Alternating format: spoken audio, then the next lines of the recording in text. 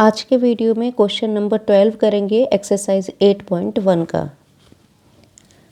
देखो आपको क्वेश्चन में गिवन है ABCD इज ए ट्रेपेजियम।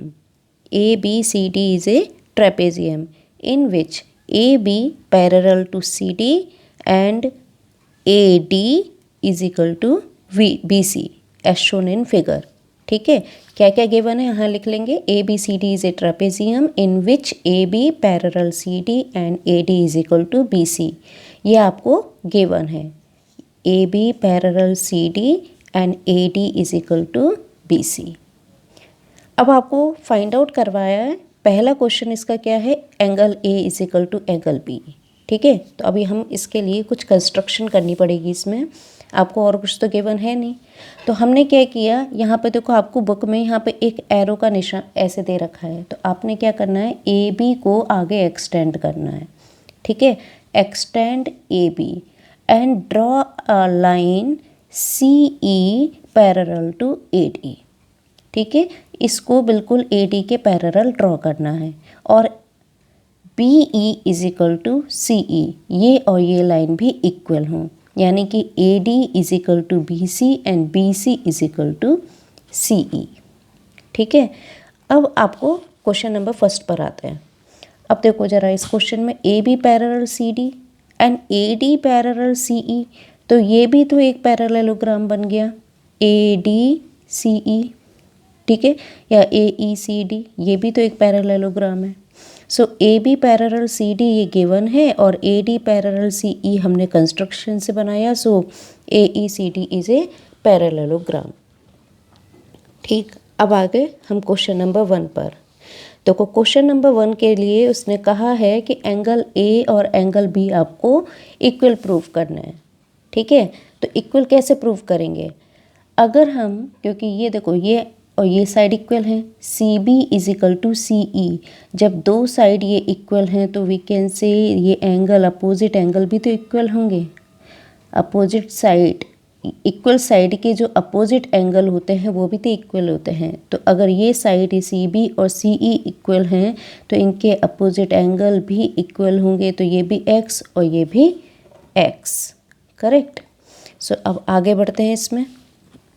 अब लिखेंगे कैसे, अब इसको आपको ये शो भी करना पड़ेगा, राइट। तो सबसे पहले तो हम क्या करेंगे, by construction CB is equal to CE, so angle B is equal to angle E is equal to X। ठीक है, यहाँ पर ये भी X है और ये भी X है। करेक्ट। अब देखो आगे क्या करना है, AD और CE ये पैरेलल लाइन है, सो AE क्या है इसमें, ये ट्रांसवर्सल लाइन है।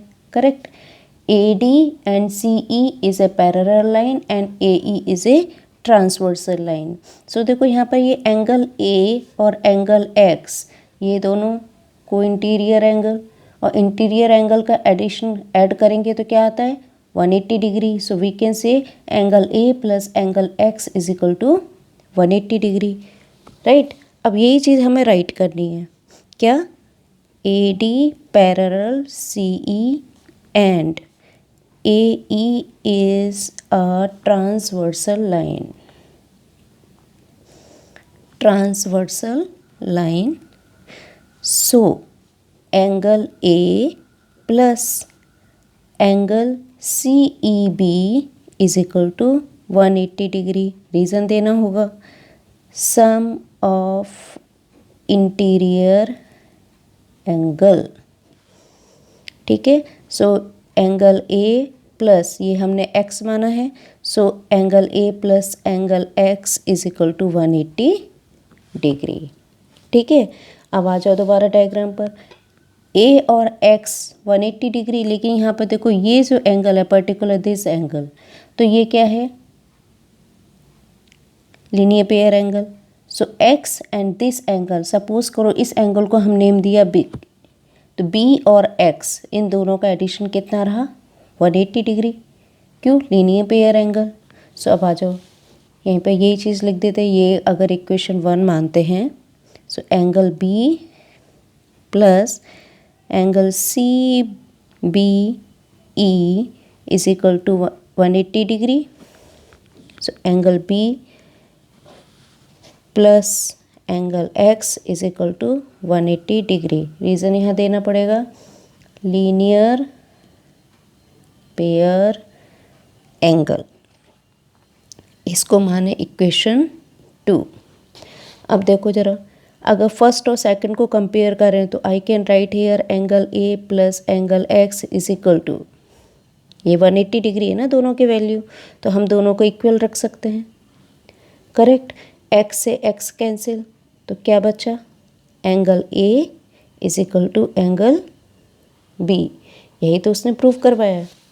अब आ जाओ इसका question number second part. Angle C is equal to angle D. अब देखो इसे कैसे प्रूव करेंगे, एंगल सी और एंगल डी को. सी ये है, डी ये है. अब देखो A B parallel C D given है. ए डी क्या है, transversal line. Correct. So again angle A plus angle D 180 degree. Correct. Interior angle addition 180 degree. इधर देखो, जब ये दोनों पैरेलल लाइन है तो बी और सी, इन दोनों का एडिशन क्या होगा, 180 डिग्री. करेक्ट. इंटीरियर एंगल कैसे आए, फिर से देखो, दो पैरेलल लाइन है, ये इंटरसेक्टिंग लाइन है, तो इंटीरियर एंगल कितना होता है, 180 डिग्री ना. तो चलो सेकंड पर क्वेश्चन नंबर सेकंड करते हैं. So now A B parallel to C D and AD is a transversal line. Transversal line.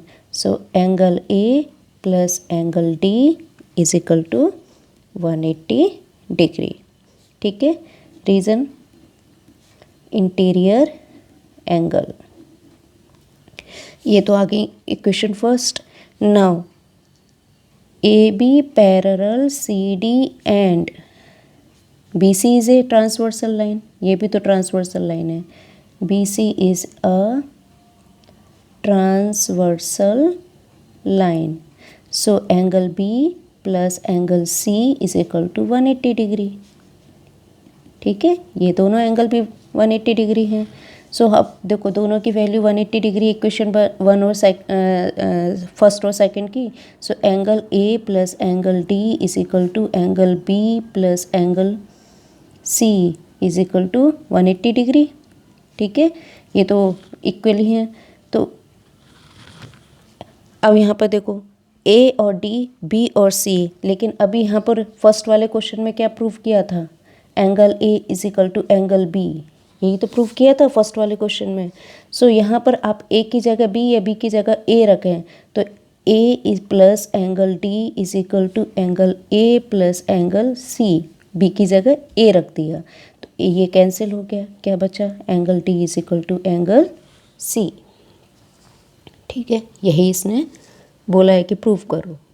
इसका third part, triangle A B C and triangle B A D. अब इसके लिए फिर से कुछ हमें चेंज करना पड़ेगा, हमें इसके डायगोनल बनाने पड़ेंगे लाइक दैट. ये आपने डायगोनल बना दिए. अब इसमें क्या बोला है, ट्राइंगल ए बी सी. अब देखो कौन सा ट्राइंगल है ये, ए बी सी और बी ए डी, इन दोनों को कॉन्ग्रुएंट प्रूव करना है. तो चलो अब इसको ट्राइंगल को कॉन्ग्रुएंट प्रूव करते हैं. कौन कौन से ट्राइंगल हैं, A B C and triangle B A D. ये दो ट्राइंगल है ना. अब देखो ज़रा, ए बी तो कॉमन है इन दोनों में. अगर ये ट्राइंगल लेते हैं A B C and B A D, दोनों में ए बी तो कॉमन आ रहा है. So A B is equal to B A, क्यों, कॉमन है. ठीक है. रीज़न दूसरा, angle A is equal to angle B. ये तो हमने फर्स्ट में प्रूव किया था. So angle A is equal to angle B. ठीक है. Above proved. Third reason, A D is equal to B C. ये गिवन है. A D is equal to B C, ये गिवन है. सो तीन रीज़न आते हम कह सकते हैं ऐसे S. by SAS criteria, triangle ABC congruent to triangle BAD. ठीक है. Fourth, AC is equal to BD. अब देखो जरा, AC और BD तो इन दोनों ट्राइंगल के ही पार्ट हैं, तो we can say by CPCT, right, by CPCT AC is equal to BD. So this is the solution of question number 12 exercise 8.1. If you like this video, please like, share and subscribe my channel Learn with Mansi.